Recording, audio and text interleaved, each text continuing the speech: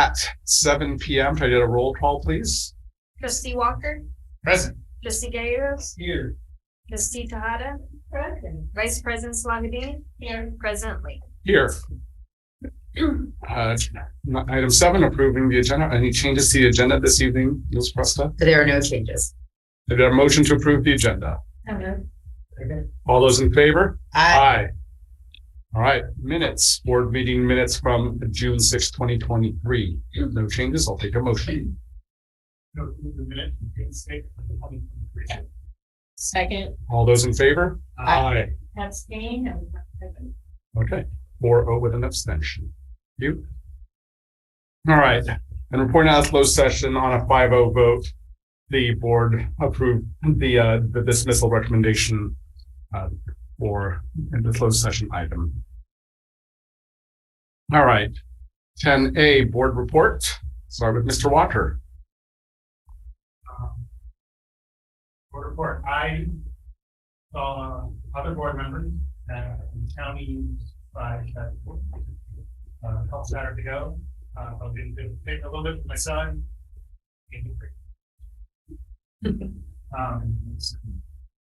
Also, I followed you with the feedback last week at the adult school and convention. Thank you. I'll repeat this one. I saw all of you at the beam signing at the new adult school site, and it was nice to do. That's it. Thanks. Thank you, Shred. I was also at the beam signing, which was pretty cool. And the student advisory has informed us that they have around 10 applicants, I think, they're looking to get interviewed for the new student advisory board. So I think they're going to be doing that in July. Yeah, pretty soon, coming up actually. So that's pretty cool to see a lot of interest in that. Hope everything goes well. And awesome. So Mr. Gallegos and I actually attended the San Mateo County Fair Pacific Islander Day as the guests of Pacific Islands Together. As you know, the executive director is Serena Mayapua, who works in our district. I also attended with Ms. Presta, Jefferson Elementary, Superintendent Bernie Vidalis's retirement, or as I like to say, graduation. You've known him forever. Mm-hmm. I met him when I was a brand new parent in the district in 2004. And it's nice it's nice to welcome the new superintendent, Sandy McCulloch, who I've known in the district for a while as well. And it was spectacular to do the beam signing at the new adult head and district offices. I see the structure, but you know, when we're all there and celebrating this, it's really great. Just repeating some of the same things. Thank you for everyone that came out to Pride Celebration. My partner Dana organizes the Pride Celebration for the district, and I decided, well, I need to learn to not talk in meetings sometimes, but I was like, you know, it'd be cool to have a parade, and then it ended up with me organizing the parade. So it was the first time I ever organized a parade, and it was so nice just to see everyone delight in it. And it's the first county pride parade that we've ever had. So I'm hoping that next year we can march in it too, Jefferson district.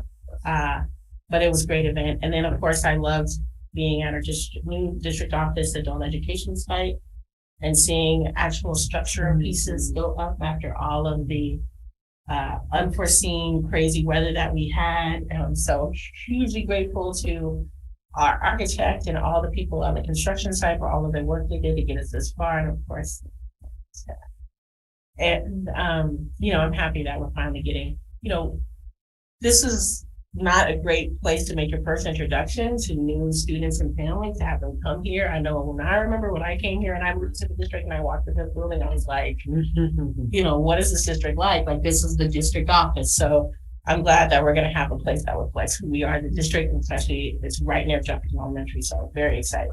Thank you.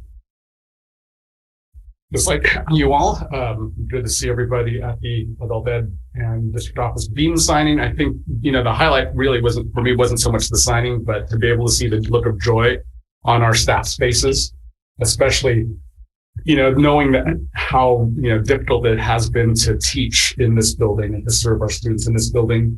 So the look of joy that they had sort of identifying where their future classroom was going to be in the adult ed building was actually a lot of fun. And of course, and for our team that, you know, our district office team, knowing that they will have fantastic workspaces as well.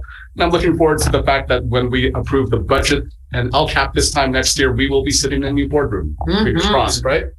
So there we go. Let's do it. Yeah. Excited that this is the last time we do this particular item in this building. All right. Ms. Presta. Thank you. I just want to second all of what you said.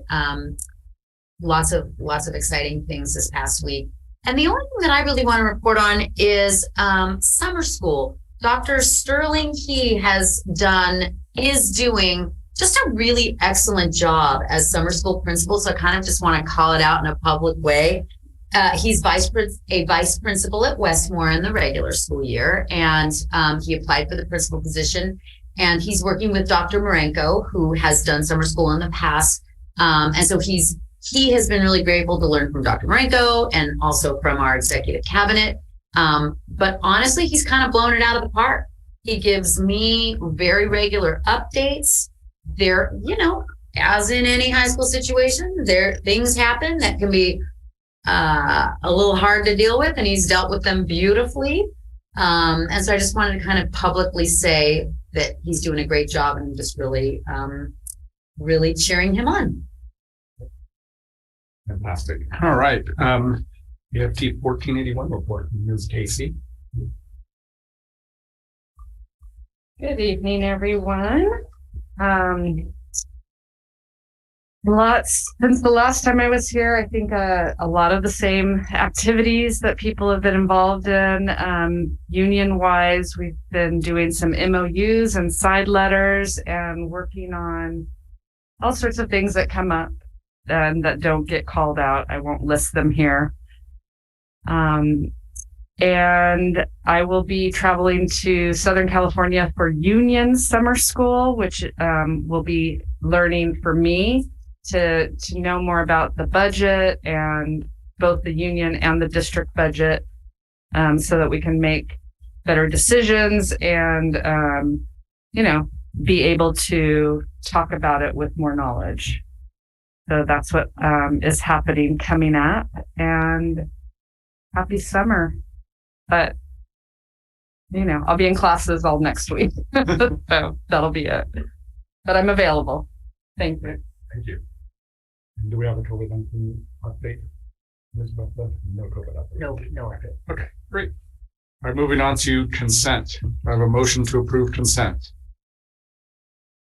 Move to approve the consent agenda. Your second?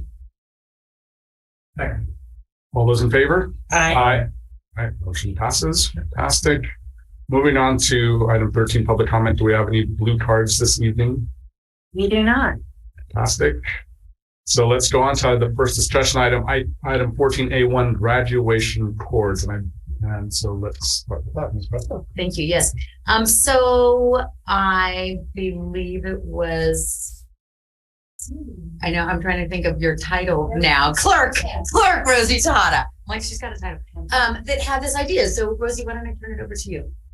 Yeah, so I know that we had talked about recognizing our student advisory council members at graduation, and we thought about maybe recognize them verbally, but I thought, why not have cords? But then you have to coordinate with schools what cord colors are not being used at that school.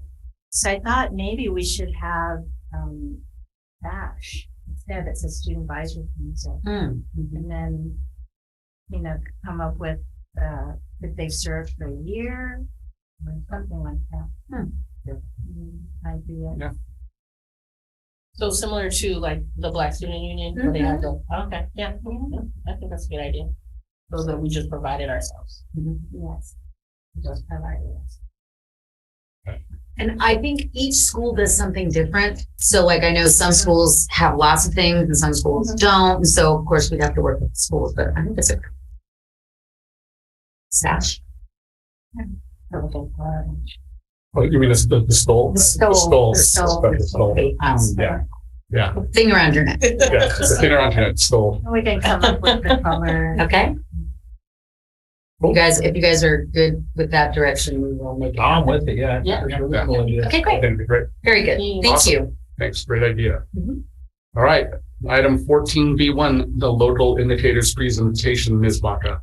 Good evening, President Lee. Tonight I will be co-presenting with Dr. Robinson, so I'm moving over there. We're not gonna move across the room. No, Jake doesn't want us to. Do whatever Jake said.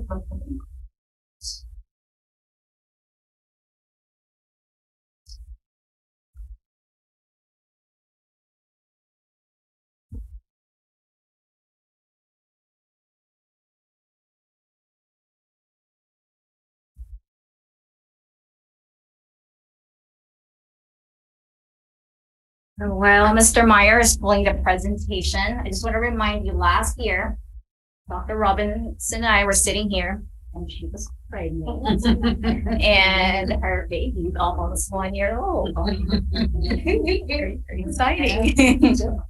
As time goes by quickly, don't lie. All right, so good evening. Tonight I will be presenting on the local indicators for the California School Dashboard as required by the State Board of Education. So the State Board of Education adopted state and local indicators to measure school district and school site performance in regard to state priorities. In January of this year, I presented the dashboard results from the state indicators, and tonight I will be presenting on the local performance indicators.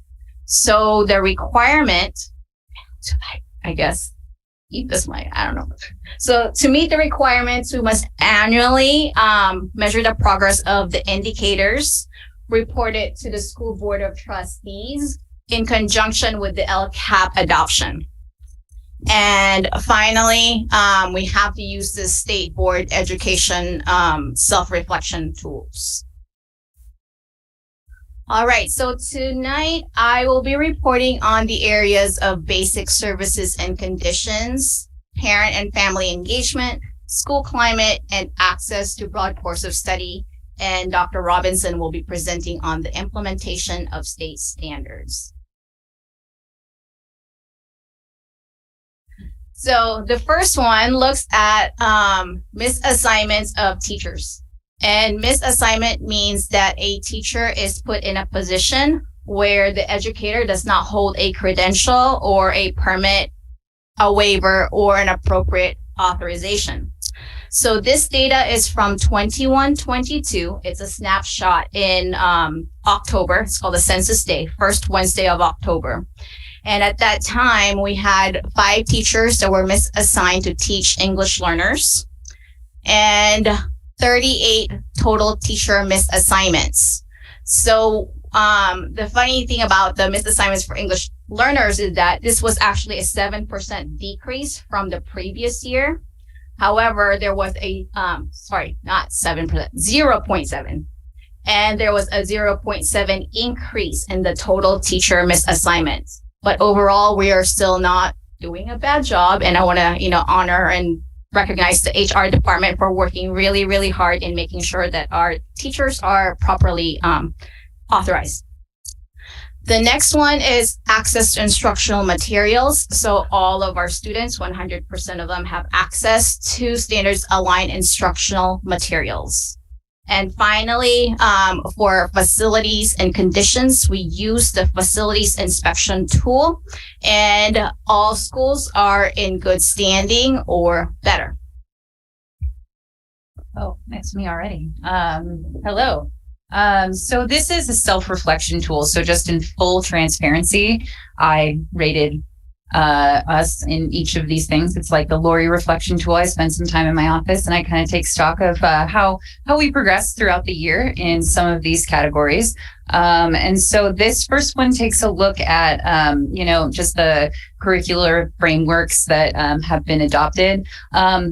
Math just really continues to shine under the leadership of Kristen Ashford, our district-wide TOSA for mathematics. She just really, the whole crew, a lot of the department heads, Mike Rubin at Jefferson, Rebecca Ernhold at Oceana, Nicole Polo at, Westmore. Gino has been co-doing with Javier Sanchez over at Terra Nova. They really have just coalesced into a district team that they've gone beyond just in implementing standards, and they've really looked at like lesson studies. They get excited, and very dorkily so, about like thinking classroom PDs that they all go to. It's really, really great to watch. And that's not to say that the other areas haven't. They just haven't had quite like that level where I would say like mathematics is just sustaining right now. And continuing, always getting better. We're never done. But some of the other areas just need to get there. History made great strides this year under the leadership of Asra Ciudin. Sorry, speaking too quickly too. And just did a very great job with both ethnic studies and implementation of our social science standards. And the next generation science standards, the only reason I rated that one a little bit lower is we have done really great work in biology, but we've had some turnover and some different assignments in chemistry and in physics. Physics is a really challenging credential to staff, just quite frankly. And so there's been some turnover, and the group hasn't exactly like coalesced yet, but we had a really great training and district PLC for the chemistry teachers in spring. And so I'm looking forward to continuing that work with them next year. This is more looking at instructional materials. And here I just, each one of these curricular areas are in a different place in terms of adopting their instructional materials. I'm hoping that history, social science will kind of get a nudge up next year as they've just reviewed and adopted the TCI materials for all world history, US history, and Gov Econ. But yeah, English continues to review community responsive novels, and worked with our community responsive education group that led the teachers in the ethnic studies work to look at an ethnic studies framework towards teaching novels in our English classroom. So excited that they're continuing that work. Yeah, so again, just I feel like this is, I'm going to end up repeating myself on a lot of these, where the areas of things are. I want to just call out this last slide about professional learning. We continue to, I think, be best when we're offering kind of our whole group professional learning opportunities. We really have stayed focused with our 6th year of, training teachers of cohorts of teachers in our constructing meaning, which is like our literacy based training. We just completed the 2nd year of both grading for equity and a cohort of teachers who have gone through ethnic studies pedagogy and universal design for learning, 2 PLCs to go through that, and that'll continue into next year. Where we can always do a better job, I think we're always looking for ways to do this, is to really meet the individual needs of teachers and get them to sort of offer more things to individually explore their own learning and things that are targeted. They do that through instructional coaching. I know Ms. Baca approves quite a bit of individual requests for professional learning. But I think in terms of just offering those individual opportunities as a district, we can always get better. So that's the implementation of standards. All right. The next part is about parent and family engagement, and this has 3 parts. The first one is building relationships between school, staff, and families. The second one is building partnership for student outcomes. And then the third part is about seeking input for decision making. So of all the three parts, I feel like building relationship is the area where we are much farther along as a district.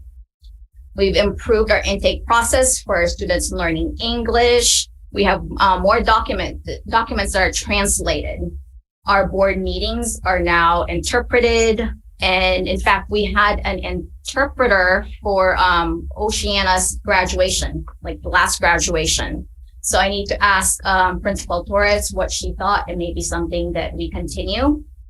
And during the immigration resource fair night, we had students like Edward Fletcher, who served as an interpreter. So I would like to utilize more, students and teachers in events like this. And as far as parent attendance, I attended the Students Learning English Awards Night at Jefferson, and there were over 200 parents and students. And I swear we ran out of food. It was really scary.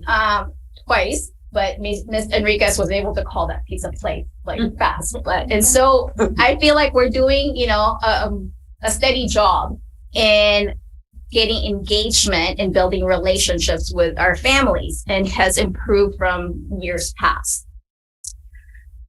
However, the second part, this is building partnerships, and this is where we hold like more informational sessions for our parents.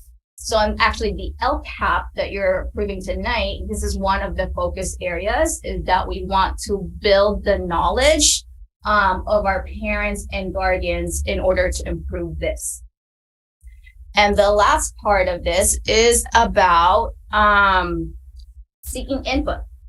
So we have quite a few advisory groups. So we have the District Advisory Committee, English Language Advisory Committee, Special Ed Parent Advisory Committee, but attendance has always been low. We've tried both in person, online, change the time, change the date, offer food, but the attendance is not consistent. And so what I'm hoping, and my guess, is that this area would improve as long as we continue building that relationship and building that foundational knowledge for our parents and guardians. Because as a parent, it's really hard to give input if you don't know what LCAP stands for. So this will probably the last area in this area where, it's like the last one where we will improve. The next one is about school climate. So we use the California Healthy Kids survey for this, and we have tracked 3 themes from the survey. The first survey is about caring adults. And this was, just to give you context, this was in 21-22, so last year, and we surveyed our 9th grade and 11th grade students. And 21-22 is the first year after distance learning. So you will see a trend and a pattern of decrease in the results of these surveys. So for the caring adults in school, there were 3 questions that were asked together to come up with a percentage. The first one is, there's a teacher or some adult from my school who really cares about me. And then they either respond of, this is pretty much true or very much true. And then there's a teacher who notices when I'm not there. And then there's a teacher or some other adult who listens to me when I have something to say. So with this, 51% of our 9th grade students feel that this is pretty much true or very much true. And this is a decrease from the previous year by 7%. And for grade 11, it was 58%, and there was a 1% decrease. And then I've also indicated the ethnic breakdown for this question as well. The second theme is about perceived safety in school. And I just want to know that this is more than really just violence. It's also psychological and physical safety. So the question that was asked was, how safe do you feel when you're at school? And 56% of the 9th graders said that they feel very safe or safe. And this is a decrease, 13% from the previous year. And then 11th graders, 58% felt safe. And this is a 17% decrease from 2021. And the last question is about academic motivation. And again, there's a series of questions like I try hard to make sure that I am good at my schoolwork.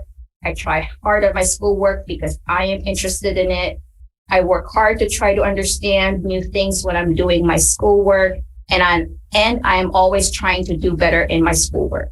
So with this, for ninth graders, 62% agree on this, which is the same percentage as the year before. But for the 11th graders, it was a 5% decrease and 55% said that this is, they agree or strongly agree.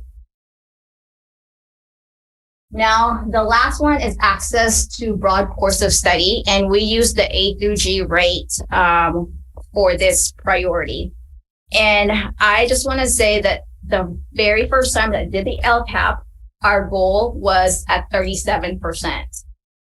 And I remember Miss Salahuddin saying, I just want to get to 50. Just want to get to 50. I know what I thought. Well, I got to 50.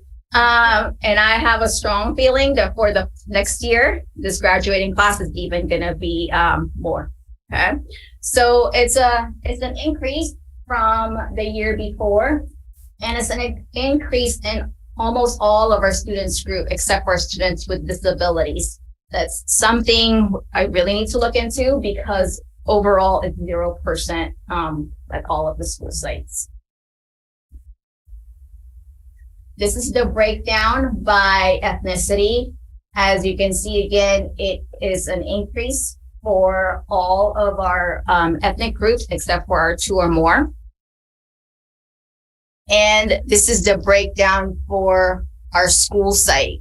I just really want to highlight Jefferson High School because I remember last year too, this was when John Harrigan was approved to be the principal, and he was hearing this for the very first time. And he saw 34%. And then the year later, it had gone up to 49.2%. So all of the schools are doing quite well. We need to check in with Miss Carey and her instructional team and her group and trying to figure out, what was happening at Terra Nova and, and what trend are we seeing. And that is pretty much it. Thank you. Thank you. Any comments or questions for Ms. Bach or Dr. Robinson? I have one. Yes. Okay, so is it true that A through G is the courses that California state schools want people to complete before they attend? Yes, sorry for not explaining that. But A through G is the set of courses that students have to take to be eligible to a California State University system or the University of California system. It doesn't apply to private schools. Some private schools may have a more stringent requirements, but generally this is our baseline to make sure that our students are prepared for college. So A are all of the courses for social science, B is English, C is math, and then so on. Any other comments or questions? Thank you. So I have a few comments. First, just on this safety, just feeling what are the ways that we're going to do a deeper dive on this question? And I know post-COVID, post-COVID has been interesting in all areas. I went on a flight and I was like, oh my God, what's wrong with everybody? Calm down. But so I know that plays a little piece into it, but I also, this is low. I don't want more than half or almost half of students feeling like they're not safe on campus. And then I know looking at it disaggregated, it fluctuates even more. So just wanting to hear, I know some of this is in the LCAP, but specifically what we're doing for this piece. And then the second thing on school climate. This was the other piece that, not alarming, but also, just a little more than half of our students feeling motivated.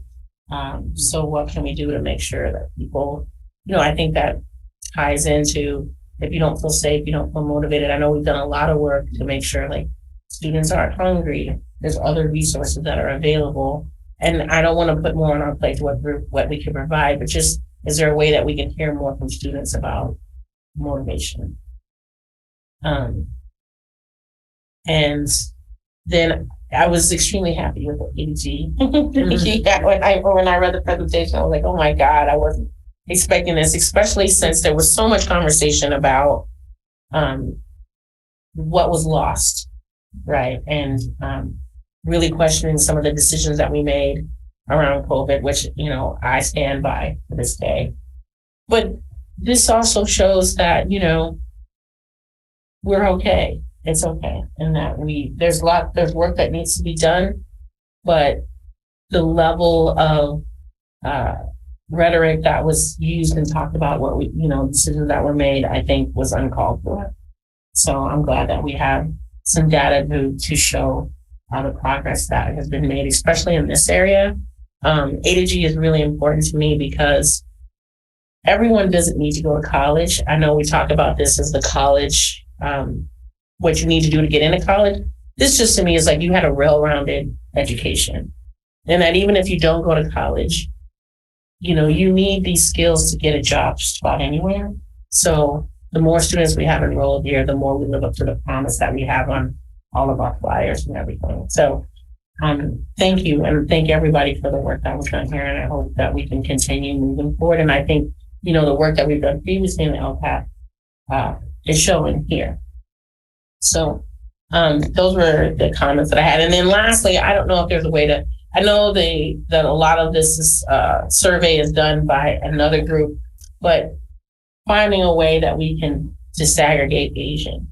I mean, to me, we have such a large and diverse Asian population, and then Pacific Islanders. So I don't know if there's a way that we can do our own survey that asks similar questions, but lets it disaggregate ethnic groups even more. That's all I have. So I want to just address two of the things that you said, because I wholeheartedly agree. The climate, the idea that 50% of our kids don't feel safe at school is absolutely unacceptable. And so actually just earlier today, Ms. Baca and I were talking with somebody about a pilot program. And so we haven't talked to anybody else about this yet, but a pilot program where for a way for students to let us know how they're feeling at school, which is sort of a first step. And then we can address some of those issues. So that's one thing that we're doing. And then certainly at the different school sites, there, like for instance, at Terra Nova, Ms. Carey has put a proposal together to work with PCRC to train students there to work with other students. So there are germinations of things sort of at different sites. And, we know the work at Jefferson that they've done there. But I'm trying to look at it too, more as a district-wide, something that a tool or way for us to get in. Ms. Baca and I were in schools meeting with kids, and that's great, but it's not nearly enough. So we're talking about ways to kind of get the student voice so that we actually hear about how they're feeling so we can address those. I don't know if you want to say anything else. No, those were the ones that I was thinking about, that each of the school site is thinking about how to address the school climate because it's different. We have the goal, we have the vision, but how that happens at each of the school sites will be a little different. Right. And that makes sense. Yeah. Like I completely agree. Yeah. And I just to add quickly that one of the things, I know I only touched on it briefly, but I'm really excited about the work that we're starting with Universal Design for Learning, which in general, I mean, like it does speak to like comprehensive things about instruction, but one of the major areas of it is engagement. They're really interrogating what engagement means. And at the very base level, that it's not just attention, but it's commitment, it's motivation, it's value, it's a sense of belonging, it's all of those things. And I know that that's a site instructional focus for a lot of our leadership teams. And I hope that we just have a lot of time to dive into exactly what that means, because I think it's not just the climate that exists in the hallways and at lunch, but I think it's the climate that exists and is replicated in all of the different classrooms, because that's really where students are spending most of their time during the day. And then I'm also wondering, like, what, we talked before about the counselors and how they counselors engage with students and checking in with them to, even with my own children, having a conversation about what this all means post graduation. And it's hard to get them to like CPAC, tomorrow because they're young kids, but helping students understand the value of what they're doing now and how it applies later. I think it'd be helpful because and in the work that we're doing to move away from grades, because I know one of the things that stood out to me was hearing so many AP students say, well, since we're not taking the test, it doesn't really matter. And I'm like, oh my God. I'm like, you're learning so many valuable things. And but we're playing a part in enforcing grades are the end all be all. It's not really about what you're learning. So I don't know if we can have conversations about how real world implications that we're seeing right now about people not learning how to learn and learning some basic core facts about how America works, how we all work and run together. So, a really good education is extremely important. And I don't think we talk about that enough. Any other comments? No, I was just looking at the Healthy Kids survey and just, I guess, kind of just mulling over how when they survey the kids, the options that they're giving them to choose, say for safety, it says feel safe or very safe. And those are the two choices they get for five options. So very safe, feel safe, and then neither, and then unsafe. Oh, okay. I'm just looking, because I was just looking at the document they provided here. It doesn't really say all that. It just has safe or very safe. We don't give them the option to say they're unsafe. So all the other ones felt like they either are neutral or disagree or not disagree. So it's like the opposite side. And that's the one that we are, talking about, like how do we ensure that the other half feels safe?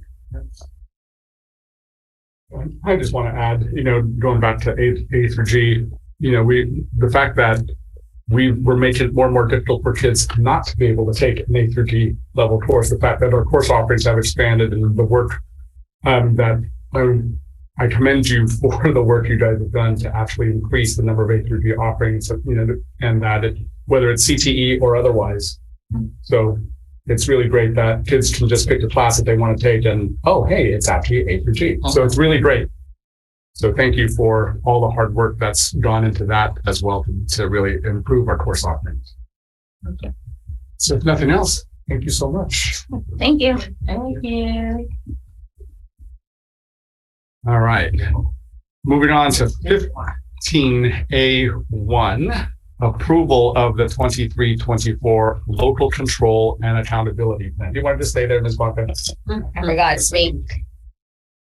So before you is the 23-24 local control and accountability plan. From the public hearing 2 weeks ago, the only thing that was changed was that I added the equity survey for both staff, students, that mirrors each other. So with that, it is my recommendation that the board approve the 23-24 local control and accountability plan. Is there a motion to approve? Move that we approve the 23-24 LCAP. Okay. All those in favor? Aye. Thank you. Item 15B1, Service Tracker Memorandum of Understanding. Ms. Lujan.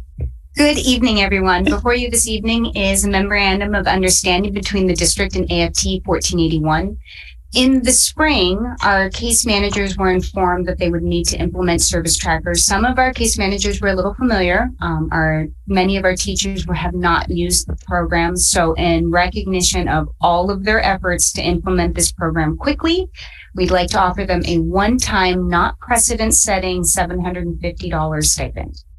And I welcome questions. Questions or comments? And if not, I'll entertain a motion. Motion to approve a one-time stipend for special education managers and the use of service tracker for spring 2023. Second. All those in favor? Aye. Thank you. 15B2, Family Medical Leave Act update side letter. Ms. Lujan. Good evening again. This side letter provides clarification that our certificated employees are exempt from the 1,250 hour requirement for FMLA. While we recognize they work many more hours than 1,250 when we look at what they're compensated for, if we look at just hours, they wouldn't be eligible. So we want to make sure there's language to ensure that they are eligible for FMLA. If no comments or questions, I'll entertain a motion. Move to approve the family medical leave act side letter. Second. All those in favor? Aye. All right. The bereavement update side letter, item 15B3. Ms. Lujan. Hello again. AB 1949 updated language around bereavement, ensuring that employees were eligible to have access to 5 days of bereavement. So the side letter captures the changes to the legislation. Very motion to approve the bereavement side letter. Second. All those in favor? Aye. And then lastly, under HR 15B4, job description, behavioral health manager 2, Ms. Lujan. Hello. The Daly City Youth Health Center would like to add the position of behavioral health manager. This person or this employee would provide supervision and training to clinical trainees. They are hosting quite a number of interns and they have budget to add a position and would like to do so. Is there a motion to approve the job description? Move to approve the job description for the behavioral health manager number 2 for the Daly City Health Center. Second. All those in favor? Aye. Thank you. All right. Item 15C1, 23-24, budget adoption, Ms. Van Rapport. Thank you, President Lee. Good evening, everyone. Before you tonight is the proposed 2023-2024 budget for our school district. There is a minor change to Fund 63, just in the Daly City Health Center components of Fund 63. It's very minor, and other than that, it's the same as what was considered during the public hearing 2 weeks ago. If there are any questions, I'm happy to answer. Any questions or comments from Ms. Van Rapport? If not, I'll entertain a motion to approve the budget for 23-24. Move to approve the 23-24 budget adoption. Second. All those in favor? Aye. Great. And then 15C1 or C2, excuse me, the service and consultant contract approval for SSA Landscape Architects Incorporated. Ms. Van Rapport. Thank you, President Lee. Tonight, SSA Landscape Architects are here to explain the findings of their feasibility study for the renovation of the Terra Nova High School baseball and softball fields. And after their explanation of what they found in the feasibility study, the board will have the opportunity to approve an agreement with SSA Landscape Architects to move on to the next steps. And so I will turn it over to Ms. Stephanie Phillips, who will introduce our guest. Hi, good evening. I'd like to welcome Christian, who's for SSA Landscape Architects. He was highly recommended from Half Moon Bay, who had similar issues as us. Oh, not a good sign. Wow. Oh my gosh. Clap back in. Little triggery. They had very similar issues as us with drainage issues. Seem to have been taken care of. It's gonna be okay. Yeah, just, I know. Why did I just like, I feel like I want to walk out of the without further ado, I'll get off the hot seat and let Christian get on the hot seat. I'm gonna let you, we didn't really pregame, but I'm gonna let you go ahead and control the slides. Okay, we'll just see how this goes here. My name's Christian Harris. I'm associate principal at SSA Landscape Architects. We're a firm that's been around since 1989. We're located in Santa Cruz, California. And we are a full service landscape architecture firm. And one of the many things that we do is design of synthetic turf sports fields. So we've done this for school districts throughout the Bay Area and Central and Northern California. Stephanie approached us and mentioned that they have an existing natural grass baseball and softball field at Terra Nova High School that she was interested in pursuing to transition to synthetic turf. So we met out on site and suggested we do what's called a phase 0. It's essentially a feasibility study. The intent of phase 0 is to help understand what program elements would be, sorry, if I skip I'm just going. So it's okay. I'll try to keep up with you and like backtracking a little bit, but we'll go. But the intent is really just to understand what program elements would be included in a project like this. Stephanie did have a survey conducted, a topographic survey, so we know how big the site is, and we can actually put field templates and the actual size elements onto that survey. This allows us to assign rough order of magnitude costs to the plan, and so we know how big is big. So on a project like this, sometimes you come into it and are we talking 2 million, 3 million? It's just hard to say, but when you can actually look at real square foot costs, historical costs for other projects that we've done, reach out to manufacturers to price certain items so we can really put together a reasonably close approximation of what we think the project will cost. Now, based on that, it's intended to be used as a decision-making tool so we can say, okay, well, that's more than we intended, or we'd actually like to include these other additional items. And so that's the general idea. Based on our initial study and with contingencies and everything else included, we came up with a cost for $7.7 million, which is a very large number. I think for perspective, one way to look at this is a football field is traditionally about 80,000 square feet. The field that we're talking about is about 300,000 square feet. So it's about 2.5 times the size of a football field, which helps lead to that cost. It's just a lot of square footage. In terms of programming, we've been told that some of the current user groups had some concerns about any changes to the field and their ability to use that field. We don't get involved in programming. That's really a district element. We build it and they come, just to use that statement. So I would say that currently there are 2 active fields in that middle tier at Terra Nova High School. We'd be adding a 3rd field. So I don't think anything that we would do would preclude the current use. So that's up for the district to decide how it's currently used. So I don't think that changes that per se. The next steps and things that we would want to do. See if You want me to go ahead? I've just been battling, so I got to see where I'm at. Yeah, let me just, okay. Ms. Phillips? Have you seen closer to the microphone? Both of you? You have interpreters, that's why. Oh, I forgot about that. Okay. Okay, well, should I go to the next slide?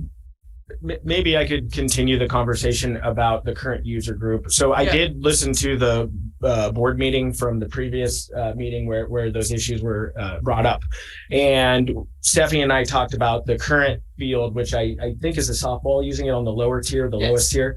That could be converted to an under 14 use for baseball.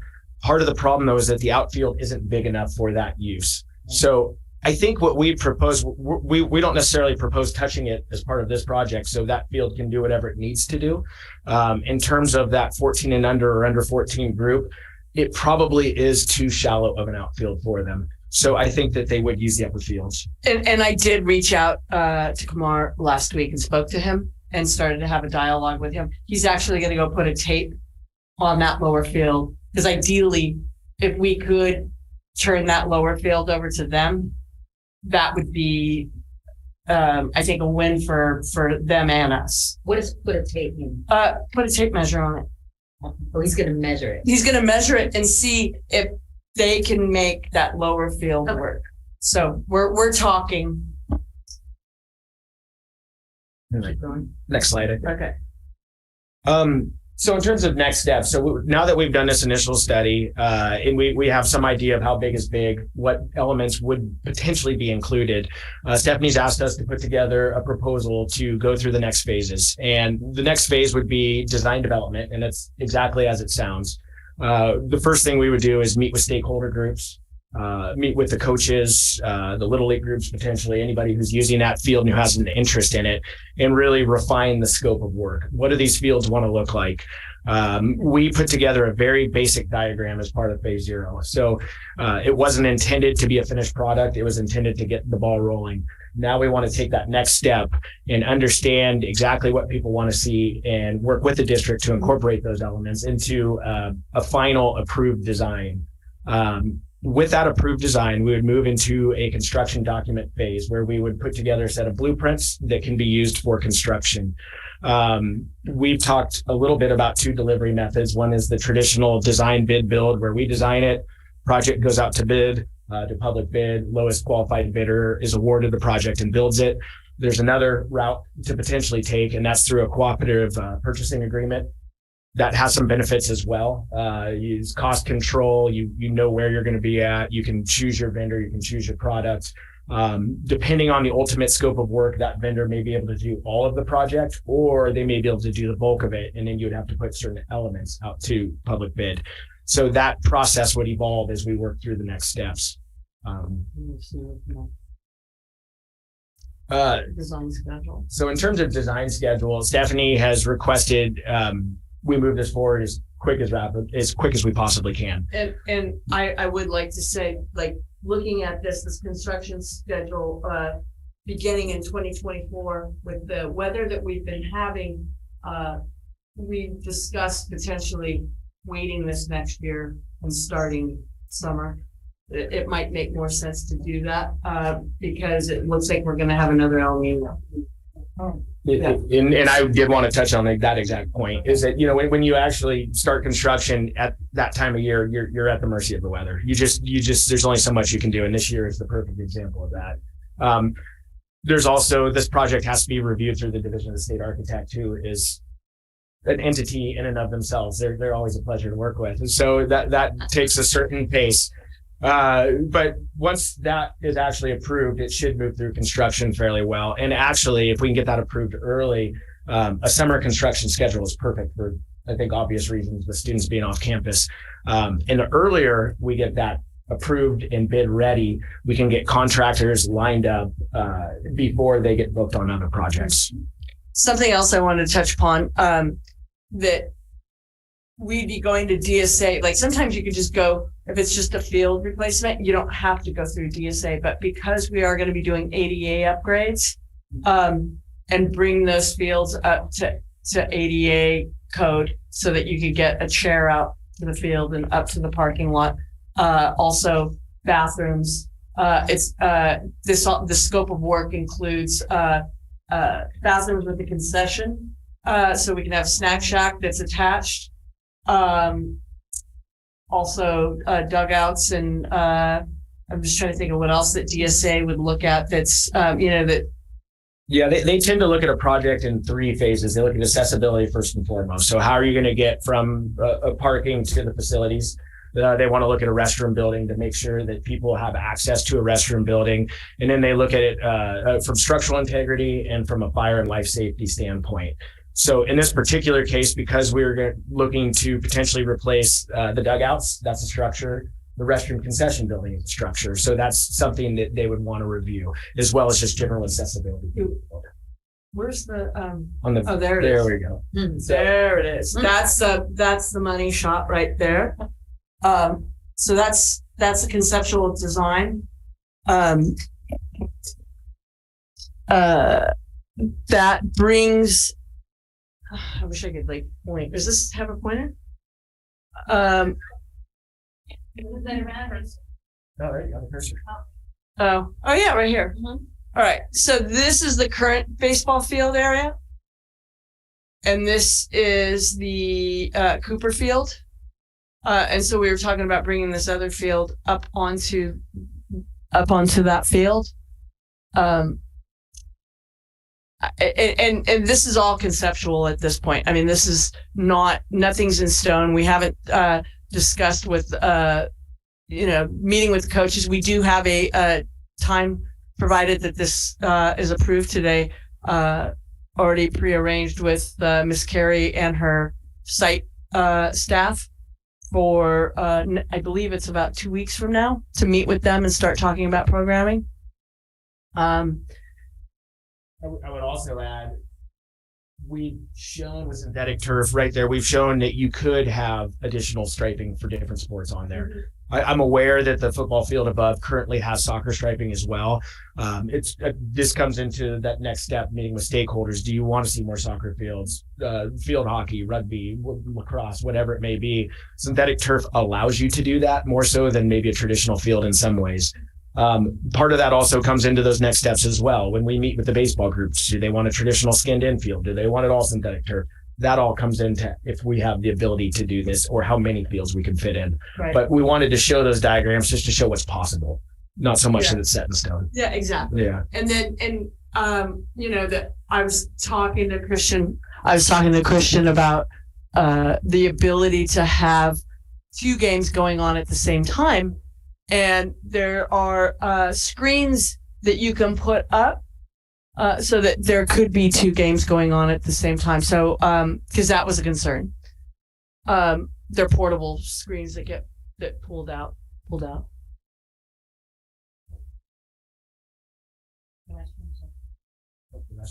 Oh, sorry. Hold on. Woo. Restrooms. Right there. And the concession stand right there. And then this is a pathway. Right there. Anything else you want to? That's intended to be the accessible path of travel, at least to the fields. Now, the fields themselves, the slopes all work from that standpoint. So once you get to the field, you're okay. But that gets you to the restroom and then cuts across to the parking lot where the current, at least there's a few current accessible stalls in that area. So that's how you would access that point. Any questions, comments? Would the softball field have a planning board? We could absolutely include that. We are showing bullpens at the moment, but we could absolutely include the batting cage as well. I'm just looking at this. If I'm just looking at this, to the left of the image is where the parking lot is for the school, right? And so far right is Everglades and bottom is Turnover Boulevard down here. Yes. Okay, just to make sure I'm okay. Yeah, and football field. Up above, right? Yeah. Okay. Any other questions or comments? Okay. Well, thank you very much. And since this is an action item, is there a motion to approve the contract with SSA Landscape Architects? Move to approve the contract with SSA Landscape Architects. Second. All those in favor? Aye. Thank you very much. Thank you. Thank you very much for your time. Appreciate it. Thank you. Item 16, consideration of future agenda items. Seeing as there are none, is there a motion to adjourn? Move to adjourn. All those in favor? Aye. Meeting adjourned at 7:59 p.m. Happy, beautiful.